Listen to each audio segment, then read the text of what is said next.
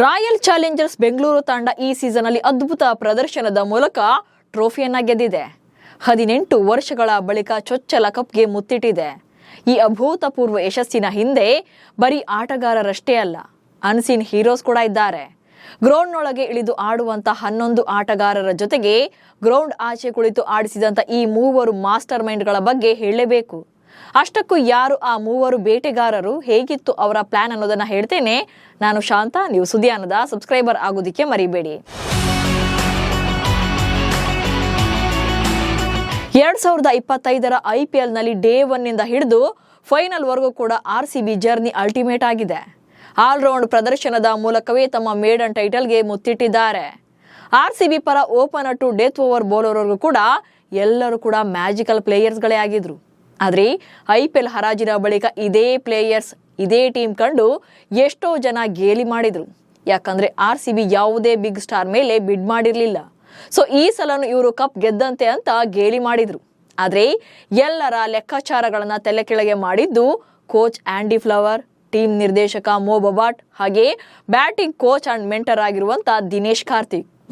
ಅಳೆದು ತೂಗಿ ಆಟಗಾರರನ್ನ ಖರೀದಿಸಿದ್ದ franchise. RCB ಆಟಗಾರರ ಖರೀದಿ ಹಿಂದೆ ಈ ಮೂವರ ತಂತ್ರಗಳನ್ನ ಮೆಚ್ಚಲೇಬೇಕು. 2010ರಲ್ಲಿ ಇಂಗ್ಲೆಂಡ್ ತಂಡದ ಡೈರೆಕ್ಟರ್ ಆಗಿದ್ದಂತ ಆಂಡಿ ಫ್ಲವರ್ T20 ವಿಶ್ವಕಪ್ ಗೆಲ್ಲುವಲ್ಲಿ ಪ್ರಮುಖ ಪಾತ್ರವನ್ನು ವಹಿಸಿದ್ರು. 2015ರ ಏಕದಿನ ವಿಶ್ವಕಪ್ನಲ್ಲಿ ಆರಂಭಿಕ ಹಂತದಲ್ಲೇ ಮನೆಗೆ ಹೋಗ್ತಿದ್ದಂತ ಇಂಗ್ಲೆಂಡ್ ತಂಡಕ್ಕೆ ಹೊಸ ರೂಪವನ್ನ ಕೊಟ್ಟವರು ಮೋ ಬಬಾಟ್ ಅವರು. ಈ ಟೈಮಲ್ಲಿ ಇಂಗ್ಲೆಂಡ್ ಟೀಮ್ ಏಕದಿನ ವಿಶ್ವಕಪ್ ಅನ್ನ ಗೆದ್ದಿತ್ತು. ಹಾಗೆ ರಾಯಲ್ ಚಾಲೆಂಜರ್ಸ್ ಬೆಂಗಳೂರು ತಂಡದ ಆಟಗಾರನಾಗಿ ತಂಡದ ಆಳ ಅಗಲ ಅರಿತವರು ದಿನೇಶ್ ಕಾರ್ತಿಕ್. ಈ ಮೂವರ ಎಕ್ಸ್ಪೀರಿಯನ್ಸೇ ಈಗ RCB ಟ್ರೋಫಿ ಗೆಲ್ಲುವಂತೆ ಮಾಡಿದೆ. ಮೆಗಾ ಹರಾಜಿಗೂ ಮುನ್ನ ವಿರಾಟ್ ಕೊಹ್ಲಿ, ರಜತ್ ಪಾಟಿದಾರ್ ಹಾಗೆ ಯಶ್ ದಯಾಳ್ ಮೂವರನ್ನ ಮಾತ್ರ ಉಳಿಸಿಕೊಂಡು RCB ಫ್ರಾಂಚೈಸಿ ಇದ್ದವರನ್ನೆಲ್ಲ ರಿಲೀಸ್ ಮಾಡಿತ್ತು. ಬಿಗ್ ನೇಮ್ಸ್ ಹಿಂದೆ ಬೀಳದೆ ಆಟಗಾರರ ಖರೀದಿ. ಇನ್ನು IPL ಹರಾಜು ಎಂದಾಕ್ಷಣ ಮೊದಲು ಕಣ್ಮುಂದೆ ಬರೋದೇ ಬಿಗ್ ನೇಮ್ಸ್. ಈ ಸೀಸನ್ IPLಗೂ ಮುನ್ನ KL ರಾಹುಲ್, ರಿಷಬ್ ಪಂತ್, ಶ್ರೇಯಸ್ ಅಯ್ಯರ್ ಸೇರಿದಂತೆ ಹಲವರು ಹೆಸರು ಕ್ಯಾಪ್ಟನ್ಸಿ ಲಿಸ್ಟ್ನಲ್ಲಿತ್ತು. ಆದರೆ ದೊಡ್ಡ ಹೆಸರಿನ ಆಟಗಾರನ ಖರೀದಿಸುವ ಬದಲು ಪ್ಲೇಯಿಂಗ್ 11ಗೆ ಸೂಕ್ತ ಎನಿಸುವಂತಹ ಪ್ಲೇಯರ್ಸ್ ಮೇಲೆ ಕಣ್ಣಿಟ್ಟಿದ್ರು. ಜಿತೇಶ್ ಶರ್ಮಾಗೆ 11 ಕೋಟಿ, ಜೋಶ್ ಹೇಜಲ್ವುಡ್ಗೆ 12.5 ಕೋಟಿ, ಫಿಲ್ ಸಾಟ್ಗೆ 11.5 ಕೋಟಿ, ಲಿವಿಂಗ್ ಸ್ಟೋನ್ಗೆ 8.75 ಕೋಟಿ ರೂಪಾಯಿ, ಭುವನೇಶ್ವರ್ ಕುಮಾರ್ಗೆ 10.75 ಕೋಟಿ, ಕೃಣಾಲ್ ಪಾಂಡ್ಯಗೆ 5.75 ಕೋಟಿ ನೀಡಿ ಖರೀದಿ ಮಾಡಿದ್ರು. ಕೇವಲ ಸಾಲ್ಟ್, ಹೇಜಲ್ವುಡ್ ಬಿಟ್ಟು ಉಳಿದವರಿಗೆ ವಿನಿಯೋಗಿಸಿದಂತಹ ದುಡ್ಡೆಲ್ಲ ನೀರಲ್ಲಿ ಹೋಮ ಅಂತಾನೆ ಟ್ರೋಲನ್ನು ಮಾಡಲಾಗಿತ್ತು. ಆದರೆ ಈ ಎಲ್ಲ ಆಟಗಾರರ ಆಯ್ಕೆ ಹಿಂದೆ ಈ ತ್ರಿಮೂರ್ತಿಗಳೇ ಇದ್ರು. ವಿಶೇಷ ಅಂದ್ರೆ ಈ ಎಲ್ಲ ಆಟಗಾರರು ಈ ಸಲ ಒಂದಲ್ಲ ಒಂದು ಮ್ಯಾಚ್ನಲ್ಲಿ ತಂಡಕ್ಕೆ ತಮ್ಮದೇ ಆದಂತ ಬೆಸ್ಟ್ ಪರ್ಫಾರ್ಮೆನ್ಸ್ ಕೊಟ್ಟಿದ್ದಾರೆ. ಹಾಗೆ ಬಹುತೇಕರು ಪಂದ್ಯ ಶ್ರೇಷ್ಠ ಪ್ರಶಸ್ತಿಗಳನ್ನು ಕೂಡ ಪಡ್ಕೊಂಡಿದ್ದಾರೆ. ಖರೀದಿಗೂ ಮುನ್ನವೇ ಪ್ಲೇಯಿಂಗ್ 11 ಲಿಸ್ಟ್ ಮಾಡಿದ್ದ Dinesh.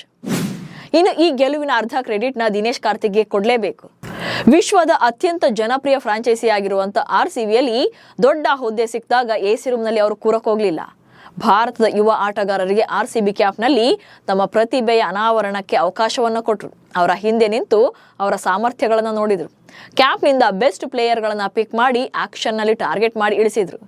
Master mind Krunal Pandya, Jitesh Sharma, Suyash Sharma, Tim David ಅವರನ್ನ ತಂಡಕ್ಕೆ ಸೇರಿಸಿಕೊಂಡಾಗ ಅವರ ಪ್ರದರ್ಶನದ ಬಗ್ಗೆ ಸಾಕಷ್ಟು ಪ್ರಶ್ನೆಗಳಿದ್ವು.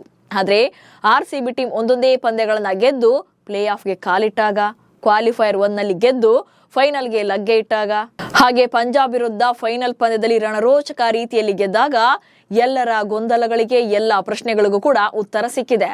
ನಮಸ್ಕಾರ.